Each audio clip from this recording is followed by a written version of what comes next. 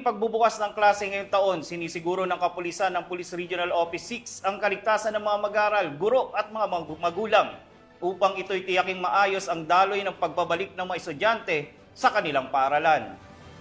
Hinimok din ng PNP ang publiko na manatiling mapagmatyag at makipagtulungan sa mga otoridad sa pamamagitan ng pag-uulat ng kahina-hinalang aktibidad upang mapanatili ang katahimikan at kaayusan sa panahon ng pasukan. Yan ang balitang hatid ni Patrolwoman Charmaine Balunsan. Buong dedikasyon na naghatid ng serbisyo ang mga kapulisan ng Police Regional Office 6 sa pagsisimula ng balik eskwela sa pamumuno ni Police Brigadier General Jack L. Wangki, Regional Director ng Police Regional Office 6. Mula sa mga pampubliko hanggang sa mga pribadong paaralan, sinigurado ng mga kapulisan na ligtas ang pagbabalik ng bawat mag-aaral. Ang kanilang presensya ay nagsilbing sandigan ng komunidad sa panimula ng panibagong taon ng pag-aaral. Itinalaga ang mga pulis sa mga paaralan upang agarang tumugon sa anumang insidente o pangangailangan.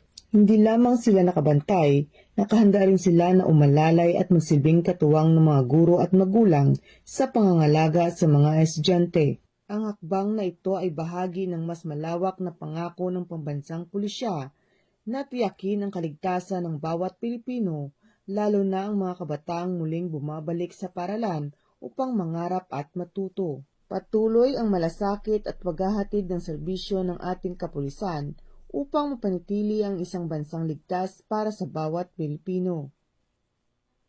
Mula dito sa Police Regional Office 6, ako ang inyong Police News Network Correspondent, Patrolwoman Charmaine Balunsat, alagad ng batas, tagataguyod ng Balitang Pulis.